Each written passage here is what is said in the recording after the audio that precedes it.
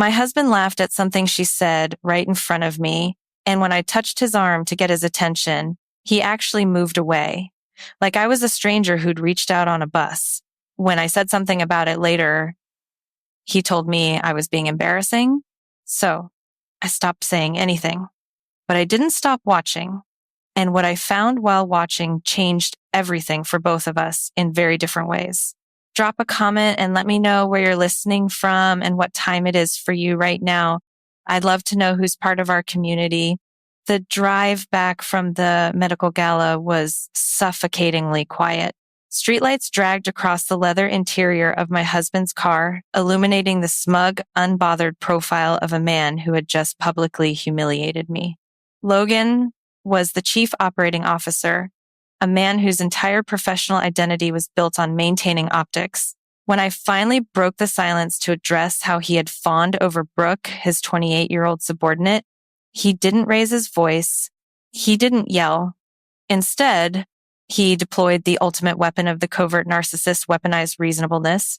"You're misinterpreting a standard professional networking interaction," he said, his tone as flat and soothing as an automated customer service line. "We operate in good faith at the executive level, Audrey. I think you're projecting your own insecurities onto a completely innocent conversation. You're being dramatic. That calm, measured delivery was designed to be psychological armor. By speaking in corporate buzzwords and maintaining a perfectly steady pitch, he framed my legitimate reaction to his blatant boundary violations as hysterical and irrational. He wrapped his cruelty in a veneer of logic, making the victim look insane for reacting to the abuse. In the past, that flat tone would have made me second guess my own reality. I would have spent the rest of the night crying, wondering what I had done wrong. Not tonight. Anger wasn't loud this time. It was clinical. I rubbed my eyes trying to summon regret, but there was only clarity. This wasn't a breakdown. It was a balance sheet. When we finally arrived at our upscale Charlotte home, Logan went straight upstairs, completely unburdened by the emotional wreckage he had just caused. I listened to his footsteps retreat, the quiet shutting of the bedroom door, and the eventual steady rhythm of his breathing. I didn't shed a single tear. I didn't ask the empty room why he was doing this. I just walked into the dark kitchen, poured a glass of ice water, and opened my laptop. As the lead clinical healthcare compliance auditor for our regional medical network, my entire career was predicated on finding anomalies. Logan thought his calm demeanor made him untouchable. He believed his executive title gave him a free pass to alter reality, but reality leaves a paper trail. I logged into the hospital's secure virtual private network and initiated a covert late-night sweep of his departmental discretionary spending. If he wanted to treat our marriage like a corporate networking event, I would treat his betrayal like a systemic audit. I bypassed the standard employee portals and dug directly into the encrypted expense ledgers. The blue light of the screen washed over my face as I began to click, download, and catalog. Retaliation didn't need to be loud. It just needed to be precise. Every keystroke was a silent declaration of war. I was meticulously stripping away the emotion and replacing it with pure, unfiltered data. He had told me I was being embarrassing. He had told me I was insecure. But numbers do not harbor insecurities, and data does not lie. By 1:00 in the morning, the emotional fog had completely lifted, replaced by the sharp, unforgiving edge of absolute certainty. Sitting in the glow of the monitor, I took a moment to reflect on the actual architecture of our marriage. I had been the silent investor in his version of a perfect life. I stripped away the romance and looked at the raw arithmetic of our partnership. The truth was glaringly obvious. Between my salary and my investment portfolios, I provided 68% of our total household income. I had personally funded our $85,000 protected marital safety net. Logan loved to wear his chief operating officer title like a crown, soaking up the admiration at charity galas and board meetings. But I was the invisible scaffolding holding up his entire executive persona. I paid the property taxes. I managed the investments. I handled the domestic logistics that allowed him to work late, network effortlessly, and project the image of a self-made prodigy. He had built his towering confidence entirely on borrowed prestige and my quiet, uncredited financial backing. Now, I realized our relationship had merely been a subscription, with me footing the bill for a service that was actively depreciating in value. I turned my attention back to the screen, my fingers flying across the keyboard with methodical purpose. I pulled up the annual St. Jude Foundation charity gala expenses. Logan had claimed he needed to host a table for hospital VIPs. The table itself was $6,500, a standard networking expense at the executive level. But as I drilled down into the itemized receipts attached to his corporate card, an anomaly flared on the screen. There was an additional localized charge processed at the exact same luxury hotel where the gala was held. $820. It was coded vaguely as an executive wellness accommodation. I cross-referenced the timestamp of the charge with the hotel's internal booking registry, pulling the folio details. The reservation was made under Logan's corporate profile, but the secondary guest registered to the luxury suite was Brooke. The betrayal wasn't a shock. It was just a verified data point. I didn't feel heartbroken. I felt validated. He had used the hospital's corporate account to fund a luxury hotel room for his 28-year-old subordinate while I was downstairs in the ballroom, touching his arm and being told I was an embarrassment. The audacity was almost impressive. I downloaded the folio, the time-stamped receipt, and the corresponding expense report he had submitted to accounting. I dragged the files into a new, encrypted folder on my desktop.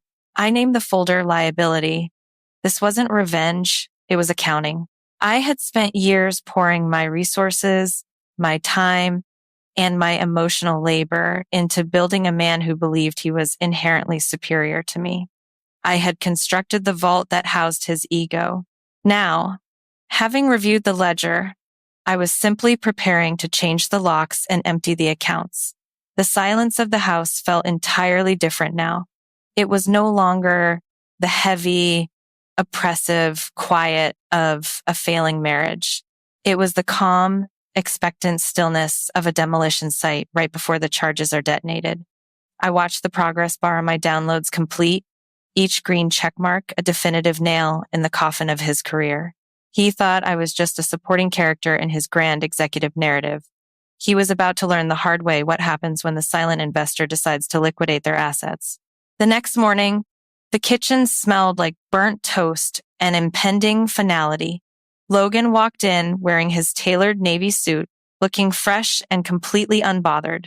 He poured himself a cup of coffee and leaned against the counter, offering me a patronizing smile. "I hope you've calmed down since last night," he said, adjusting his expensive tie. "You get so emotional over these minor things. It's really something you need to work on if you want to advance in your own career."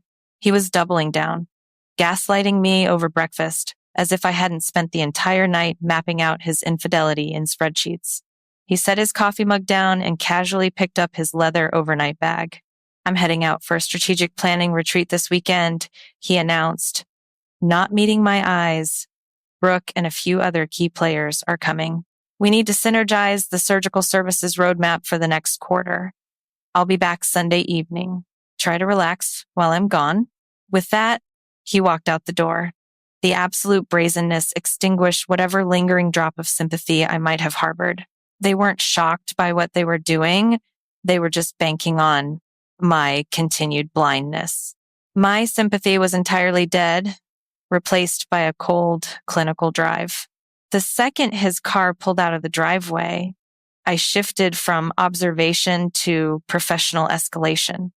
I picked up my phone and made my first call to Dominique, a licensed private investigator I knew through a mutual corporate contact. I didn't need emotional support.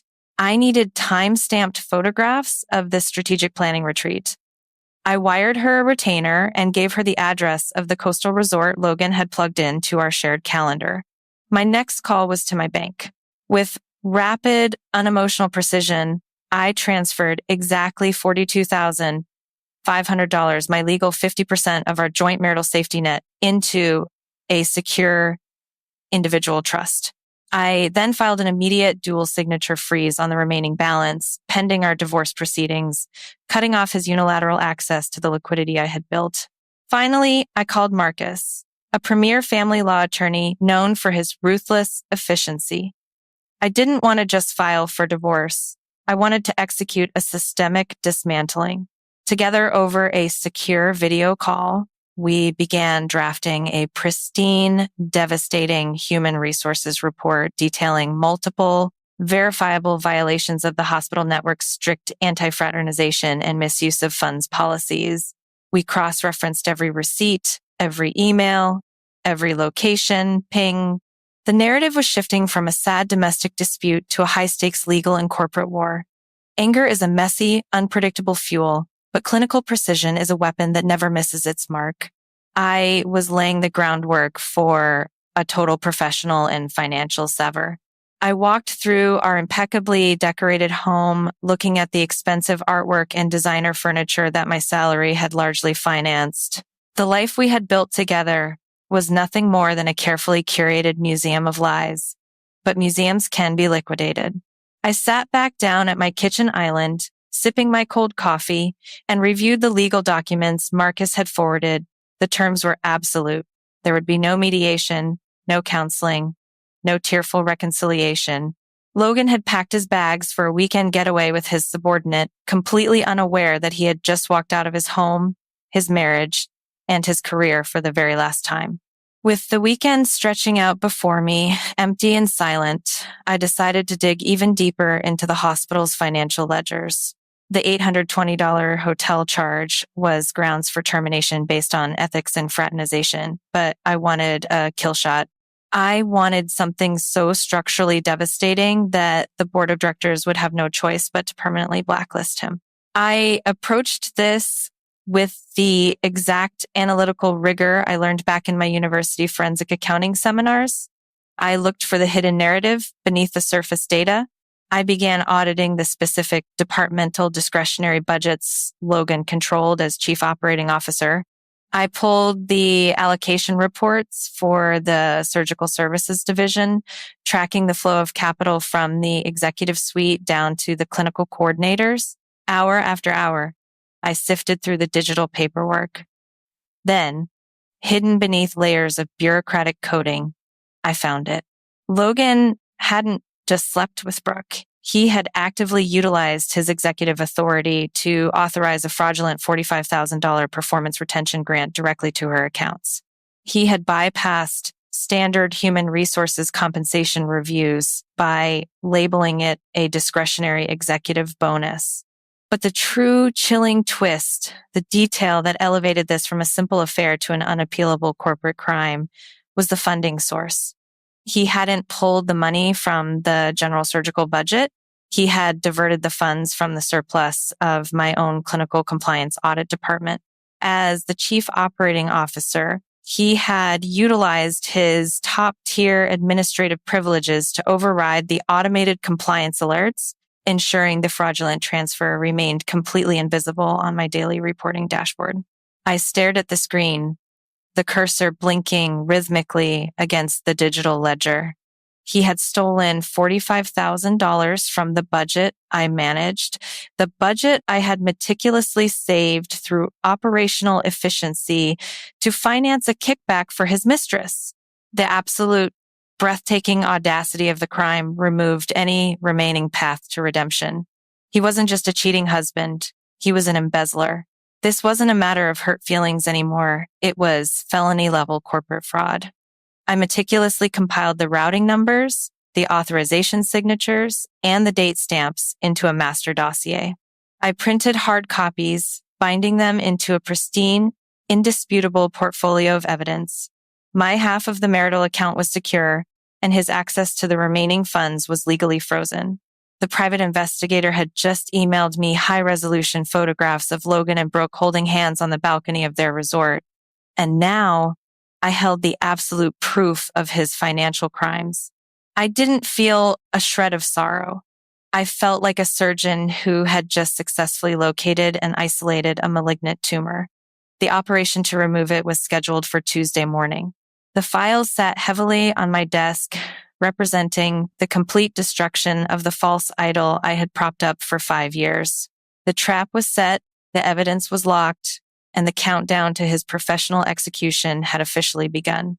I spent Sunday evening preparing my wardrobe for the week, ironing a sharp, charcoal gray suit.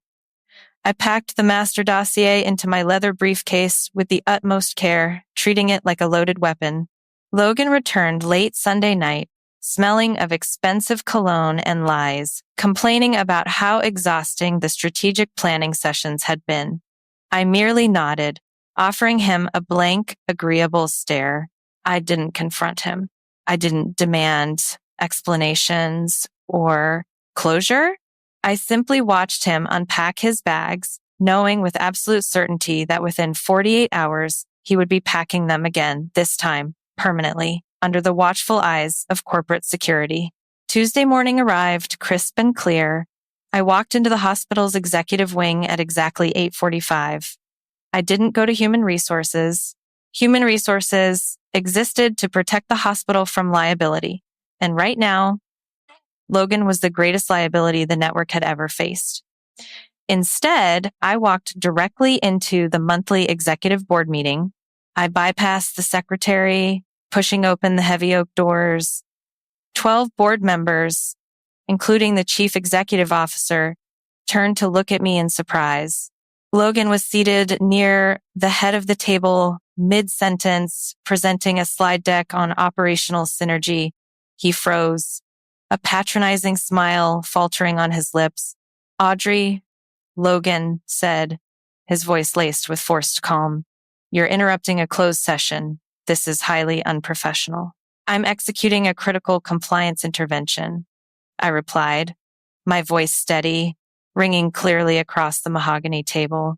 I didn't look at him again. I walked straight to the chief executive officer and handed him the bound dossier, alongside a manila envelope containing my formal divorce petition and asset separation agreement. Enclosed is a verified audit report detailing a $45,000 embezzlement scheme executed by your chief operating officer to fund an unauthorized kickback to his subordinate, Brooke, I stated clinically. You will also find time-stamped photographic evidence of their fraternization and documentation of corporate funds used for luxury hotel accommodations. The room descended into a suffocating silence. The chief executive officer opened the dossier. His eyes scanned the first page, his expression dropping from confusion to absolute horror. Logan stood up, his face draining of blood. "This is insane," Logan stammered, the smooth, weaponized reasonableness entirely gone from his voice. "She's my wife. We're having marital issues. She's hysterical.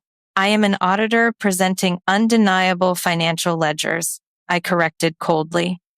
"The routing numbers are on page 4. It took exactly 6 minutes for the board to review the incontrovertible proof. The chief executive officer picked up his phone and dialed building security. The illusion of power in an empty vault is a fascinating psychological phenomenon. Logan and Brooke had built their staggering confidence entirely on borrowed prestige, institutional authority, and my quiet domestic scaffolding. The moment the board stripped him of his title, he physically shrank. 2 armed security guards entered the boardroom. They didn't treat him like a respected executive. They treated him like a trespasser. Logan's broad shoulders slumped. He looked around the room, desperate for an ally, but the other executives stared back with cold disgust. "Audrey, please," he whispered, his voice cracking, the arrogance completely shattered. "Don't do this. We can talk about this. We're a team." "I already liquidated the team," I replied softly, sliding the divorce papers across the table toward him. "Sign these, and don't ever speak to me again." I turned on my heel and walked out of the boardroom. I didn't look back to watch the security guards escort him to his office to pack his desk into a cardboard box. I didn't need to see him crumble. I had already witnessed the exact moment his hollow facade collapsed into dust. 3 weeks later, the dust had fully settled. Logan had been terminated for cause, instantly incinerating his career in the healthcare sector. Brooke had been quietly dismissed the following day. Without his executive salary and with his portion of the marital assets completely drained by legal restitution and corporate fines, Logan was forced to move into a cheap short-term rental on the outskirts of the city. On a rainy Thursday afternoon, he attempted a final desperate play for closure. He texted me from a new number, begging for 10 minutes at a local coffee shop. I went not to hear what he had to say, but to confirm to myself that I was entirely free. He was sitting at a corner table, looking disheveled and frantic. He launched into a hollow, buzzword-filled apology, talking about personal growth paradigms and realigning our mutual priorities. He was still trying to deploy corporate speak to navigate a deeply personal betrayal. I sat across from him, perfectly still, letting his desperate words wash over me without absorbing a single drop. I looked right through him. He was no longer the imposing executive I had married. He was just a sad, powerless man clinging to the ghost of a prestige he had thrown away for a hotel room and a cheap ego boost. I didn't offer him forgiveness. I didn't offer him anger. I didn't offer him anything at all. The clarity of the clean sever is absolute. I stood up, adjusting my coat, and turned away before he had even finished his sentence. I walked out of the coffee shop and drove straight to the local animal rescue shelter. I walked past the cages until I found a hyperactive, spotted pointer mix named Copper. I signed the adoption papers, bought him a red collar, and took him home to a house that was finally completely mine. I've come to realize that the greatest revenge isn't watching your enemies burn in the fires they started. It isn't listening to them beg or demanding apologies that will never truly heal the wound. The ultimate victory is realizing you no longer care about the ashes. Forgiveness isn't always for the other person. Sometimes it's the only way to set yourself free. I had spent years being the quiet foundation for someone else's towering ambition, believing that my sacrifice was a form of love. I had convinced myself that minimizing my own needs was just the cost of maintaining a successful partnership. But toxicity thrives in the dark, feeding on the very silence we use to protect it. When I finally chose to shine a harsh, clinical light on the reality of my marriage, the illusion evaporated instantly. I learned that my value does not diminish just because someone else lacks the capacity to see it. I had severed the toxic scaffolding, reclaiming my resources, my dignity, and my future. Today, the house is quiet, filled only with the sound of Copper's paws clicking against the hardwood floors and the steady, comforting rhythm of a life built entirely on my own terms. I walked away from the wreckage, untouched, unbroken, and completely at peace. Have you ever had to walk away from a toxic situation to protect your own peace? If this story resonated with you, share it with someone who needs to hear it today, and don't forget to subscribe for more stories.